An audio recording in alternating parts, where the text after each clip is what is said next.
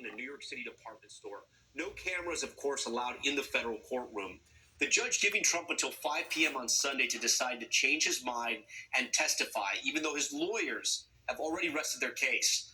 But in his absence, portions of a previously recorded deposition have been shown to the jury. In a bizarre clip from that deposition, which has not yet been made public, Trump was shown a photo of Carol from around the time of the alleged assault, but Trump mistakenly identifying the woman he saw in that photo as his ex-wife, Marla Maples, a mistake that could undercut his previous claims that Carol was, quote, not his type. Ron Allen has been following this case from the start. He leads us off tonight. Late today, E. Jean Carroll left federal court in Manhattan after resting her battery and defamation civil case that claims former President Donald Trump raped her in a luxury department store fitting room in the spring of 1996. While overseas in Ireland, Trump spent part of his day out on one of his golf courses, teeing up criticism of his accuser, E. Jean Carroll, and the judge, and suggesting he plans an 11th hour appearance to testify. And I have to go back for a woman that made a false accusation about me, and I have a judge who's extremely hostile. And I'm going to go back, and I'm going to confront this one. This woman is a disgrace, and it shouldn't be allowed to happen in our country. His attorneys have already told the judge their client would not be appearing to testify in person. And the judge had warned Trump's lawyers that some similar disparaging remarks about Carroll on social media are extremely inappropriate and could be creating more legal trouble for the former president. The jury has heard Trump testify in a pretrial video deposition, which includes an exchange where Trump calls Carroll a whack job and mentally sick. Also in the deposition, Trump, who has mocked Carroll saying she's not his type, appears to mistake a picture of her for his ex-wife, Marla Maples, until his attorney corrects him. Yes. Whoa! In the deposition, the former president also responded to the infamous Access Hollywood video, played for the second time during the trial. And when you're a star, they let you do it. You can do anything. Whatever you want. Grab them by the...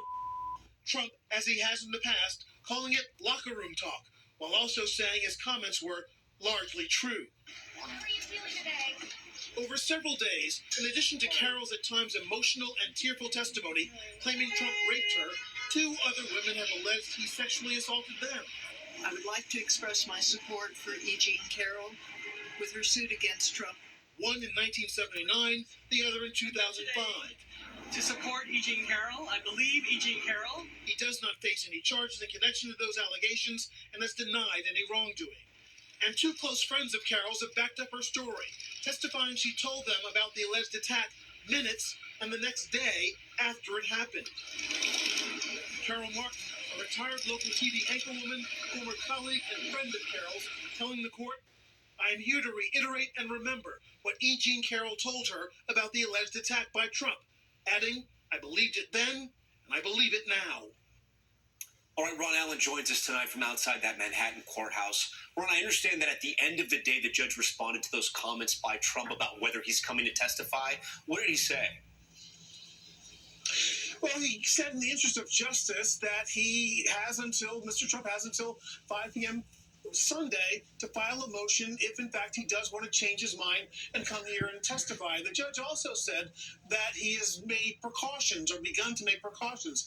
The judge apparently alluding to the fact that he's very concerned about security considerations if Mr. Trump does come. You'll remember a couple of weeks ago when he was here for his criminal proceeding, there were protesters on both sides supporting and against Mr. Trump. There was gridlock in this part of town. They had to close down the courthouse for some time because of security considerations. And that's always been the judge's concern. So we'll see what happens over the weekend. In the meantime, court is dark tomorrow. There's no proceedings planned. Monday would be closing arguments. Tuesday, the jury would get the case. And that is, of course, unless Mr. Trump decides to change his mind and come here and try and clear his name. Excellent reporting, as always. We appreciate it. We're also following some breaking weather